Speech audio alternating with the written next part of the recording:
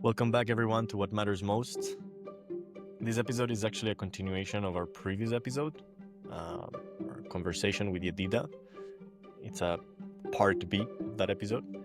And we go a little bit deeper into some of the things we touched in that conversation. I just wanted to take a few seconds or a minute to sort of explain a little bit of the concepts or introduce some of the concepts that we're going to be exploring, since I know not everybody is familiar with these terms and the language of sort of Jewish mysticism. At the heart of this conversation is sort of the teachings from Kabbalah, the inner wisdom of the Torah that we mentioned in the previous part, and the idea that the souls of each individual are actually forming sort of a collective soul. They form together the soul of the collective of humanity. And it actually means that in a way, like, the spiritual work we do in our daily lives can influence and impact the rest of the world. Our relationships, or the moments of kindness, the struggles to act from awareness and integrity, all of this sort of ripples out and uplifts all of humanity. We also go into the concept of redemption, or the Geulah. It's not just somewhat of a future event that will come with the Messiah. It's actually a process of personal and collective returning to connection, to that oneness.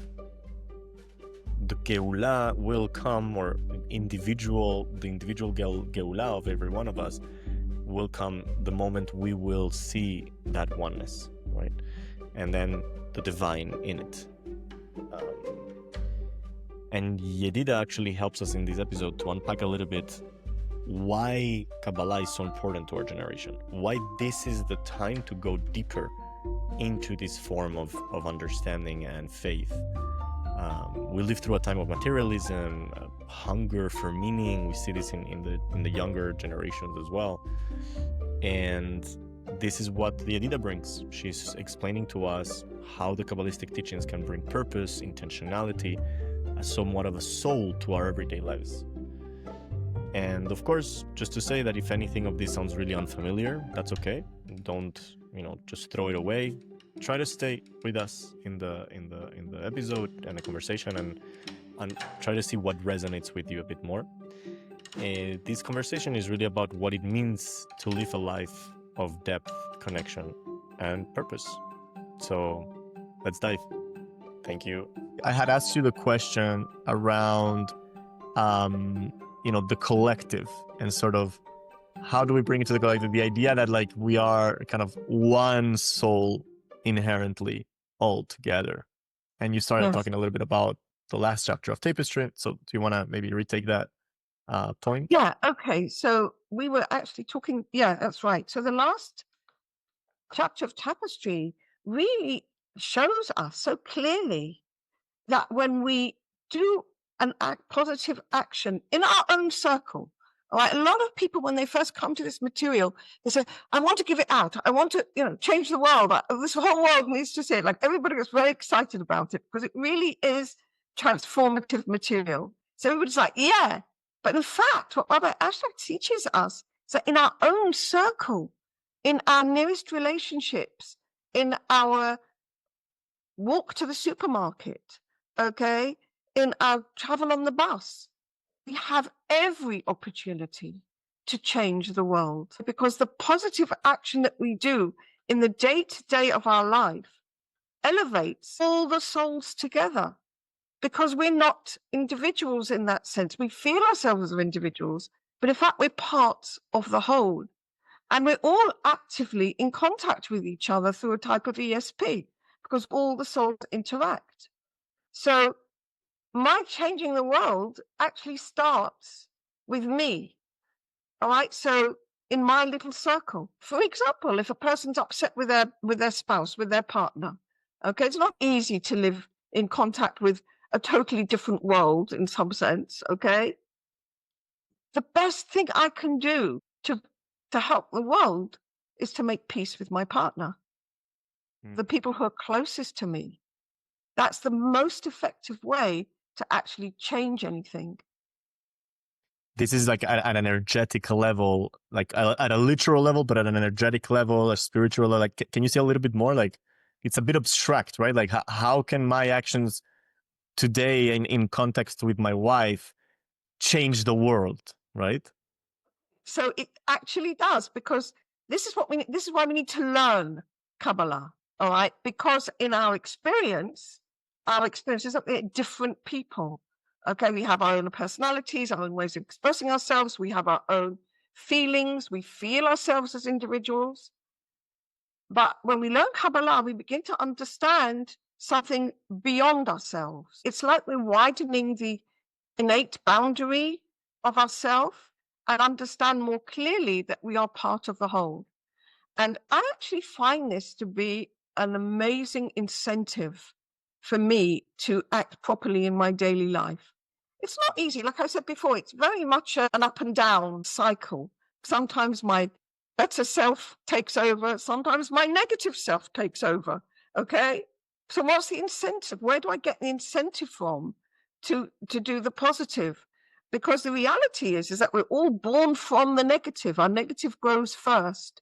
And it's only from the age of 12 for a girl and 13 for a boy that the positive begins to have an action in our lives.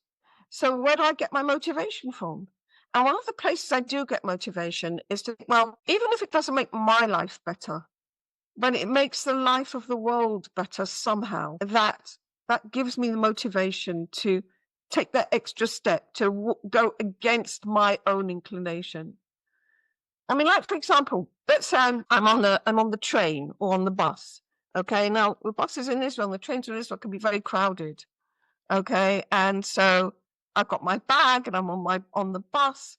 Do I really want to move over and give somebody else space, or do I want to stand up and give somebody else my seat? Okay, my whole body is saying, "You did, and your feet hurt." Okay, so I'm not all that. My body is saying no, but my soul is saying, "Well, if I can help somebody else, all right, I'm helping not just that person. I'm helping the whole level of humanity." And that's something you have to learn. It's not something you can know instinctively. So I think this is where the wisdom of Kabbalah actually really does help me in my daily life to make better decisions, to make decisions which are not just better for myself and my immediate circle, but decisions which are better for the world. The parable would be like a stone dropping in the lake. Okay, Yeah. the ripples obviously are closest to the stone, but they go all the way out. All the way out. That's beautiful. So why do you think that Kabbalah is sort of so important for our generation today? Why is this flourishing of Kabbalah now? Everything has purpose, nothing happens by chance, kind of thing. Okay, it's an excellent question. In fact, it's a question which Rabbi Ashlag himself talked about a lot, the importance of Kabbalah for our generation. I think earlier generations had a more natural connection with the Creator, in the sense they had a more natural faith. You can see this in the world. The growth of atheism, the growth of materialism has swept over the world to an extraordinary extent. I mean, now we've even got to artificial intelligence. Okay, so no connection with ourselves has seemed to many people seem on the one hand to be much, much, much less relevant and not part of their lives. But on the other hand, at the same time, we do see that the light of Kabbalah, the light of Torah, to its most intimate level, which is the Kabbalah, its most inner level, is coming into the world to a greater degree. And the reason is, there's different ways to look at it. One of the reasons comes from the Rabbi of Gur. And the Rabbi of Gur said, the more sicker the generation, the more it needs greater medicine. Like the more sicker the patient, you need more drastic measures. So in a sense, the opening of Kabbalah can be seen as a drastic measure to help our particular generation. Because we can see that generations are developing both technologically and going deeper and deeper into materialism. So therefore, we need the balance of clearer and clearer connection with the divine wisdom, which is the Torah. And so therefore, the Kabbalah is absolutely essential because it is the clearest and most accessible for our generation. So you mentioned the advancement of technology, not necessarily as like something bad, right? Like I don't think you think it's a bad thing, but Oh, it has this sort of connotation of like getting us closer to materialism, to the physical reality. And I think it's very true when we see, all our generation, specifically my generation, like so connected to phones and sort of creating kind of the dependencies on externalities and right, like social media and all that stuff. Of course, in the context of technology, there's always the question of you can use technology for the good or for the bad, and it's a matter of kind of the intention, right? And I think this is why like many researchers in psychology and whatnot talk about the lack of meaning and purpose in our generation. I would want to say that that's sort of what for me defines the kind of sickness part of our generation, that is lacking purpose and meaning, that we don't have a path for it. We haven't been taught it. Society has put, different preconditions that in a way prevented us from connecting. And I think we all look for it. We all are in search of it. And so the question is really like, is Kabbalah providing that meaning? Can Kabbalah provide that meaning at a fully collective level? yes, I think it does actually. As you were talking, what came into my mind was the very great importance that Kabbalah teaches us about the question or the lack in our lives. Like you started off this whole podcast with a question, what matters to us most? All right, now what is a question? A question itself is a lack. It says, I don't know, I don't understand, or it can also be, I want something I don't have. Okay. And what's forcing the search for spirituality is precisely its opposite. So the more we go into the materialism and we go into the negative or the disconnect from the creator, the more it wakes up the question, where is the creator? Who am I? How do I get satisfaction in my life? Because I can do everything and have everything at the click of a button and it still doesn't satisfy me. I mean, the idea that I can, that we can talk to each other where we are, you're in Spain and I'm in Sfat, was unheard of 20 years ago. I mean, didn't exist. The fact that I need some information, I click a button and I got it right at my fingertips. I remember, and I'm sure you do too, when we had to look in the library, in encyclopedias or something, and try to find the information. Now it's all click, click, click, and yet it doesn't satisfy us. Why not?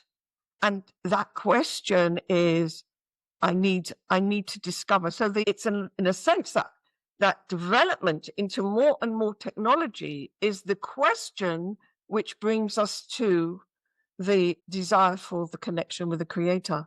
So I think that both are heavenly processes. All right. I don't see the development of technology as negative. I don't see it as negative. I think it's positive because it's got that effect of also bringing us to God, and also in a real way, bringing the potential of bringing wealth, health to much greater numbers of people than ever before. I think we, if we live in a relatively wealthy country, the poverty and destitution of so many millions of people needs to affect us. It needs to awaken compassion within us. And when we realize we are all one, then all I can do is bless technology if it helps bring more food, more water supplies, more ability to simply live to people in the world who simply can't. So I bless technology from that perspective. Absolutely. It's got so much potential for good. Yeah, I think there's a beautiful concept that Kabbalah touches upon a lot, which is the idea of like this kind of duality of life, essentially being one in at the core, at the essence, right? Like even if we cannot grasp it, and we have a perception of differentiation or distinguishability, but Yes. as you're saying, like the development of technology comes in direct relation to the development of our spirituality collectively, and in fact, en od milvado, there is no other but him. And so that's a core concept in Kabbalah that essentially is giving us that answer, right? And he talked about it Also in tapestry, or Rabbi Ashlag talks about it in Introduction to Zohar, the context of suffering. Like, why is there suffering? Yes. And it's exactly that sort of like second side to the coin, right? Of trying to say like, I'm essentially, God is telling us, I'm waking you up, right? I'm trying to get you closer to me. And I think for me, there is a beautiful transition point here into the concept of intentionality in our lives, because like the concept of Geulah and Mashiach in Judaism comes from, let's say, like the Geulah berachamim and Geulah lo berachamim. The second one, the latter one, is kind of what I interpret as kind of like, the apocalyptic situation, or, suffering in extreme great deals that would essentially awaken that knowledge and awareness of Hashem. But the rachamim is a question, is like, how do we get through that? Yes. Yes. And so the question for you is like, how do we do it? And what role does the intention, the kavanah behind our actions and our awareness of the things we're doing have a play in that? How do we do it? How do we get to the Geulat al-Bachamim? Okay, so in order to answer that question, I first want to define what is Geulah. Geulah is the word for redemption. Okay, now you can learn a lot from its opposite. Okay, the opposite is exile.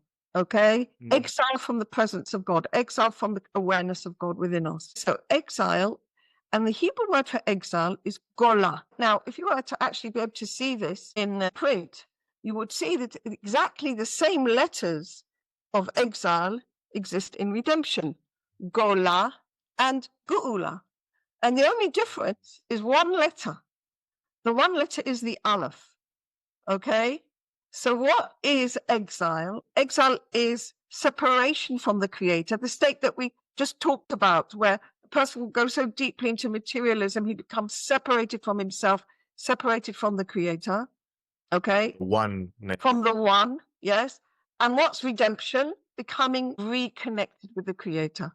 So when we talk about redemption, we can talk about it at many levels. We can talk about it as the collective level, which is the normal way people talk about redemption, where the whole world will basically fall in love with God at one moment. Okay, that's what will actually happen. We will all feel the presence of God within our consciousness all at the same time, and it will be so powerful that we will all return to God with love. That is the definition of the collective redemption. In order to get to the collective redemption, what is a collective? It's made up of all the individuals put together. Okay, there's no collective without the individuals. So all the collection of the individuals together make up the total redemption.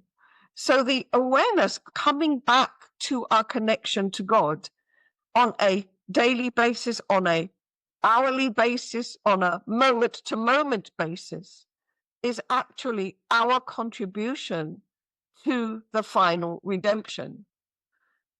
There's a beautiful piece in the Zohar which says that the redemption itself isn't something new, okay? It actually is the sum total of all the positive acts that all human beings have done since the beginning of time, like all those positive actions that we've done, plus all the suffering that's happened, that we've suffered through, together with the light that God has brought into those vessels all through the period of of work that we're in. And when it all reaches that complete level, then all that light will be suddenly released in one moment, and the whole world will basically return to God from love, because the consciousness of the goodness of God will be so overwhelming, it will not be possible for anybody to remain outside that consciousness. You won't be able to say, I choose something else. No, you won't be able to choose outside. So why is this important for us to know now? Because everybody says, oh, yes, I want redemption, okay? And we do, okay? Of course we do. But we also have to know that now is the moment of free choice. Now is a precious time, because it's a moment where I can choose this or I can choose that. I am an independent being which can, in that sense, can choose freely either to do the good or, God forbid, to do the negative. And that's where intention that you spoke about really comes in as being really important, because I could do a positive action, but underneath, I've got an intention to get something for it. Like, it might not be a pure intention. Like, let's say I want to give something to a friend in town. Okay. So she gets very happy that I've given her something, but really, I've got a hidden intention. I want her to do me a favor the following week. Now, is that a true gift? It's not really a true gift. It's a Desire to receive. Yeah, I have a desire to receive from her. It's kind of like hire purchase, okay, or bargain, okay, except like it's not an overt bargain. All right. Now that's kind of sneaky, but it's the way most of us operate. All right.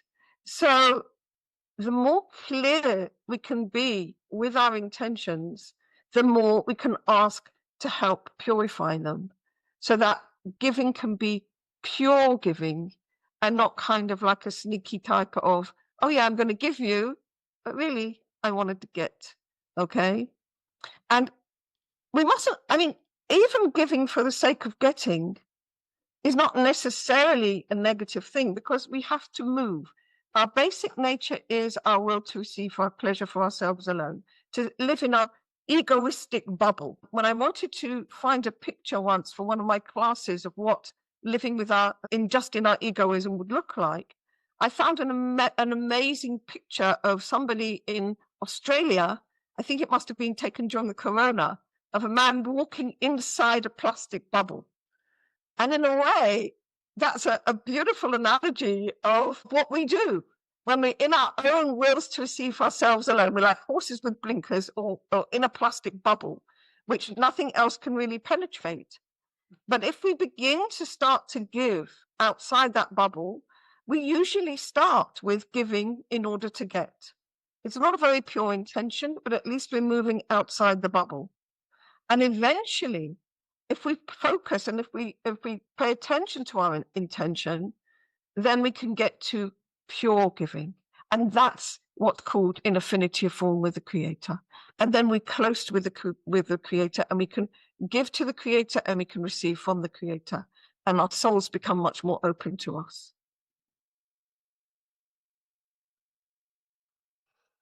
That deserves a good internalization process. That's what I love about this material. It really is a lifetime work. It's a lifetime process. It's like layers of the onion.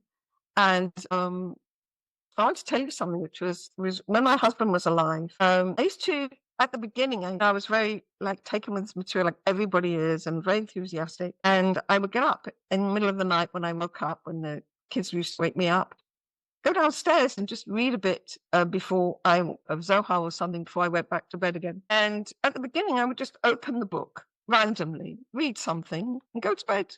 And it always spoke to me. And I thought, oh, well, that's because God is directing where I'm opening the book. And then after about a year of this, I decided to change my system, and I would open the book at the beginning and just go through methodically. And I found the most extraordinary thing. It still spoke to me, to where I was at that moment. And one time I said this to my husband, this was an extraordinary thing. I can't figure this out. Why is it still speaking to me exactly where I am when I'm going through methodically? All right. And he said, well, he's also noticed the same thing. And I think what it is that it's holographic.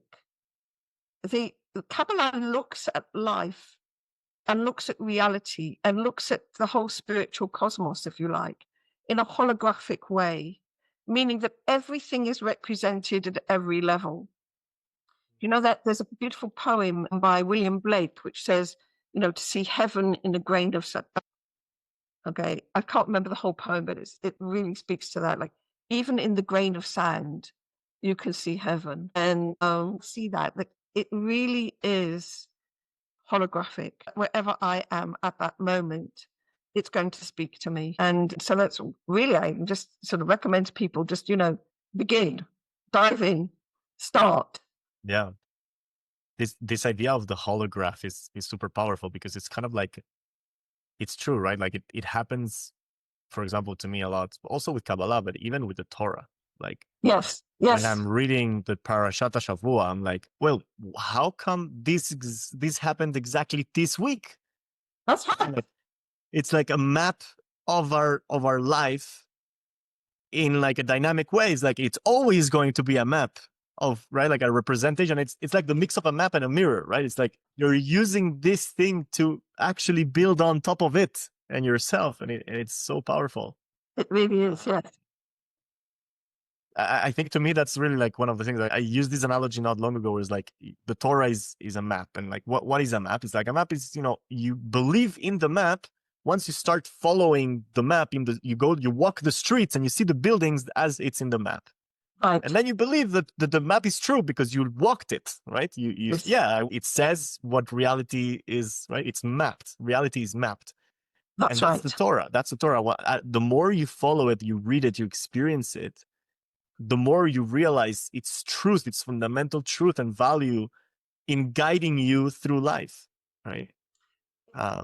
True, because, if we go back to this idea that we don't know our souls directly and we can't know God directly. What we can know is what emanates from him, which is why the different names of God are not describing God as he is in himself. They're simply describing what we see, what we perceive from him. That's why we have so many different names in the Torah, for example. God as he is in himself has no name. So what we're experiencing, I forgot what to talk about. Why did I say that? 1 minute. I've lost myself. No worries. Can we go back a sentence? What did you last say? Yeah, I was just talking about the idea of a map, of like using the Torah as a map of life. And that's right. So, okay, so we can't experience ourselves directly, all right? But if it's like being sent to a foreign city, all right? For example, I imagine myself like being sent to Moscow. I don't speak any Russian. I don't know anything about Moscow. I don't know anybody. And I've been given a mission to do. And I'm not very clear about my mission either. So here I'm sent to a strange city. I don't know who I have to meet.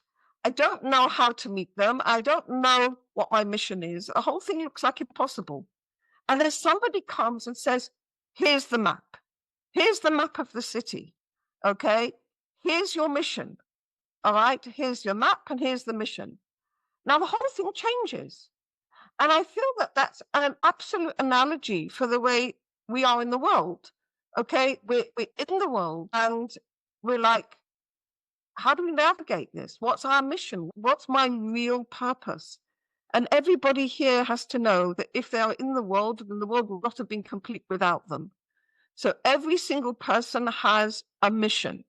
And if you're given the map, okay, now you've got a much better chance of actually fulfilling your mission. And if you're also given, together with the map, a clear understanding of what your mission is, you're on your way. And so I see the Torah, like we said earlier, it really is the bridge between ourselves, God, and the soul. The Torah gives us that map and also a sense of what our mission really is.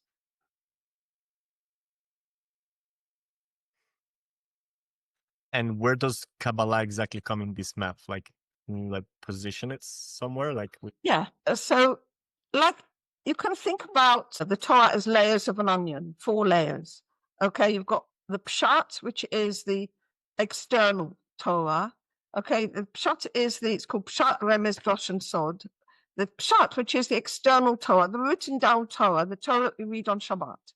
Okay, in the shul. And that Torah is called the literal Torah. And I like to think that it answers the question, what? What happened? What do you need to do? Okay? It answers the question, what? Then you've got the oral law, which is all the other aspects of Torah. And that includes, first of all, the halakha. And the halakha answers the question, how? The Torah tells me I need to build a booth. How do I build it? How high does it have to be? What materials can I make it of? How many walls does it have to have? Etc. Okay, so the halakha answers the question, how? Okay? And then you've got the question, why? Why did our forefathers act in the way they did, some of which look extremely strange when you look from the literal Torah? Why did they act the way they did? What is the purpose behind each individual mitzvah?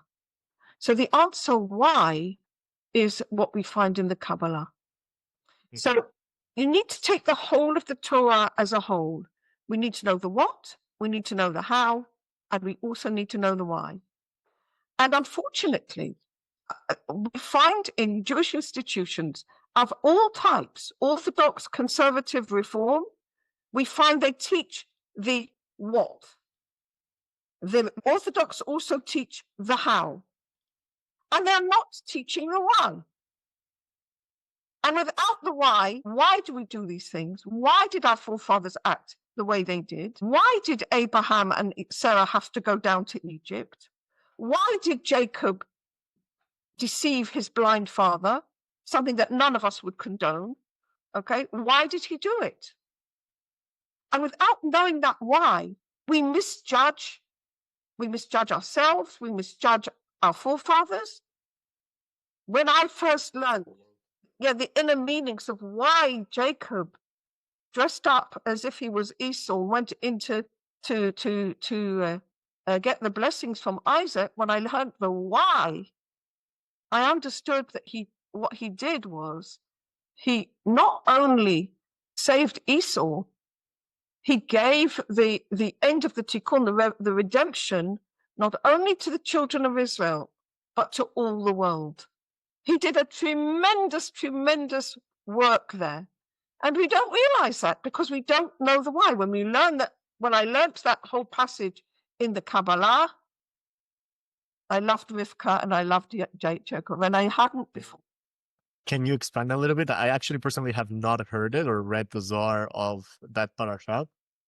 And I think like there is like a cliffhanger kind of thing that you're leaving the audience with. Well, I could do a little bit because it's actually complex, but it's very beautiful. Okay, so the whole thing starts with Rivka and the prophecy that she got.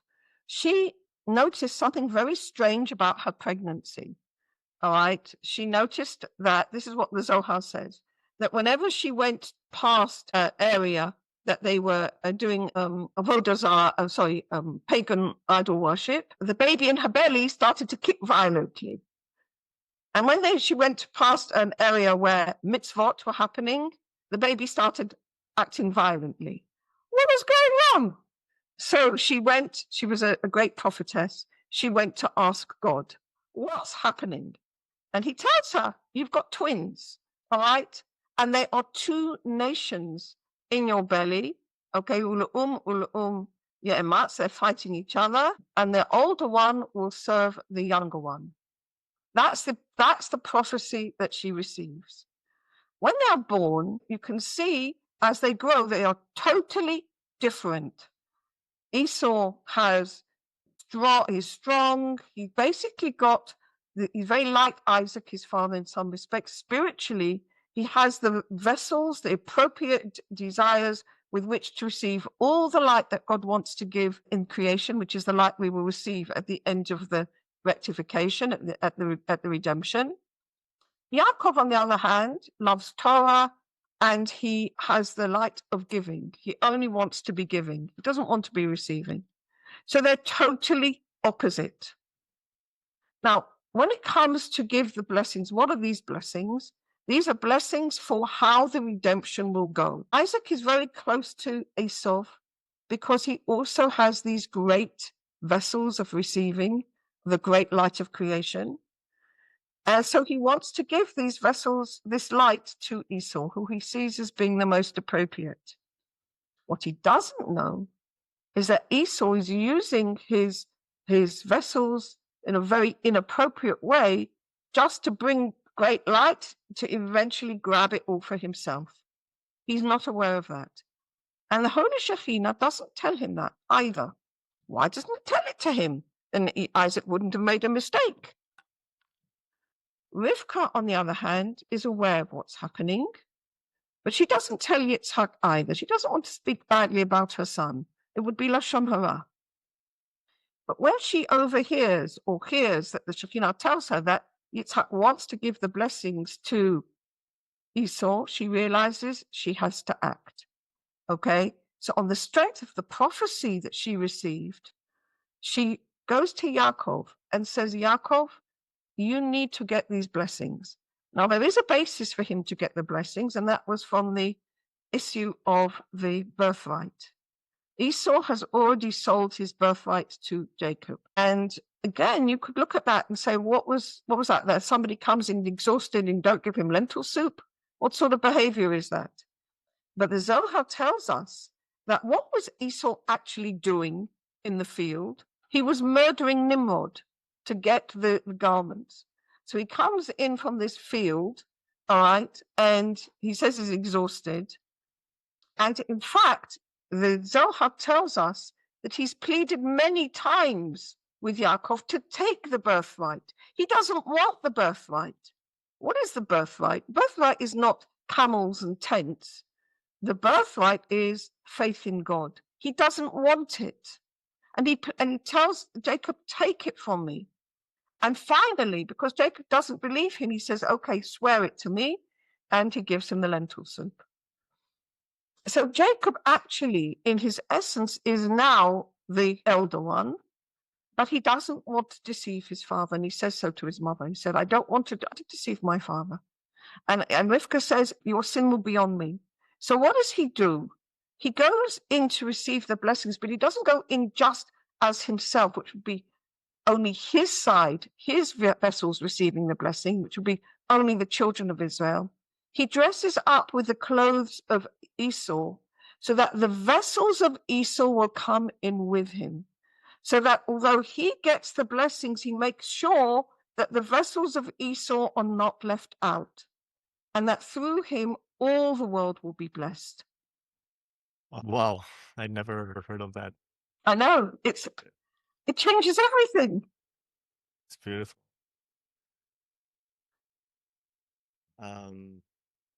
That's just one example of how knowing the intentions changes your whole take, changes your whole understanding, and it teaches us about ourselves as well. Yeah. So, I mean, this definitely brings a lot of other questions, and I don't think we'll have time to go through all of them. But one of the questions that I do want to ask is sort of, I mean, I understand, that in many ways, Kabbalah is sort of, as you said, like one garment of the Torah, and like in order to truly connect to the Torah and connect to God through the Torah, we want to adopt other garments like halacha, mitzvot, etc., which were given to us for that purpose, to connect to God. And yet there is a lot of Jews in the world that today do not connect necessarily, do not identify with those other garments. Maybe not with Kabbalah either, because they haven't been exposed. And of course, there's a million reasons for that. But it's true that, and especially in Israel, and I mean, of course, this is a very sensitive topic, right? And it could be a 10 episodes in itself. But there's sort of been created a set of stereotypes of what Judaism is, of what religious Judaism is, that in many ways has been rejected by so many people. And I'm wondering what you consider is sort of the potential effect of bringing in more Kabbalah, more intentionality into the definition of Judaism. What I'm seeing is that people are way more receptive, and sort of like, what would you like to say to the people that today potentially reject Judaism because the religion they know is not up to their morality or their ethics or whatever? I think that's a very, very, very, first of all, I applaud people who are honest. Okay. The most important thing is to be honest with yourself. Number one. All right. So the Torah is a Torah of truth. So the first thing is to be truthful with yourself. Absolutely. And I would simply say to people who don't like the Torah because it's being taught to them only this external way, like we said, there's different layers and people are being taught just the external actions and the external aspect. You need to know it's not the whole story. And so I have people who learn with me from all walks, people who are secular, people who are not Jews, people who are Jewish, and people who are religious, the whole spectrum. And everybody finds a meaning in Kabbalah. Everybody does. I do encourage people who are Jewish, to learn, if you like, from the inside out, to learn Kabbalah and then reassess, because the Kabbalah gives you the inner meaning not only of the Kabbalah itself, but it helps you give the inner meaning of the outer actions. So the outer actions are now imbued with that inner meaning, and it's not a separate thing. And I think ultimately, by learning Kabbalah, you join the whole thing up to a whole. But it's definitely okay to start from the inner. I mean, the normal way that we're taught is the outer, like Pshat, the Remez, Drash, Sod, so the outer, and eventually we're told only when you're 40, when you've got a long grey beard or whatever, which I'm never going to have, then you're only allowed to learn Kabbalah like that. Okay? But in fact, the Gaon of Vilna, who was a great Kabbalist, he was not Hasidic, he was actually anti the Hasidic movement, but he was in fact a great Kabbalist, said it's the other way round. We need to start with the Kabbalah, and only then will we understand the literal Torah. So that the word Pshat, which is what we call the literal Torah, is actually the most mufshat, is the most abstract. In fact, without learning the inner aspect of the Torah, you can't understand the outer Torah. Yeah. And if you only get that external thing, then I'm not surprised people reject it. What I am saying is start from the Kabbalah and don't throw the baby out with the bathwater. Like basically like start with the why. Start with the why. That's what we need to know now. Know what your intention is before you do something. Yeah.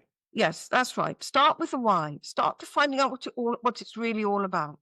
Okay? Start with the inner meaning, and then gradually, if you want, and it's according to your free choice, because God gave us free choice. According to our free choice, you'll begin to find the connection with the more what's so-called external forms. Because what we want is that eventually the soul and the body to be connected, so that the soul is the, if you like, the director of the body, and the body now becomes the expression, the outer expression of the soul within. So that they don't stay as two separate things inside the human being fighting each other, but they become a whole unified expression. That's beautiful. Thank you for sharing that. I think that's a really good place to end this conversation. Although I have a million other questions. Maybe we'll do a follow-up one day.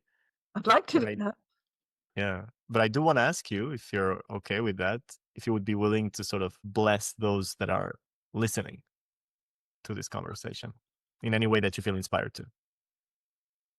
I blessed everybody who's listening, first of all, for the fact that you are listening, which is already a great and beautiful step, and thank you so much. And I want to bless each and every one of you that you ask the question that we started off at the beginning: what is the most important thing in my life? And pay attention to that question and see if you can put that as your priority and go forward with that question. That's my blessing. Thank you so much, Yedidah. Thank you. It was a real pleasure. It's been my pleasure, and thank you so much. Bye, everyone. Thank you for listening, and definitely follow Yedidah's work.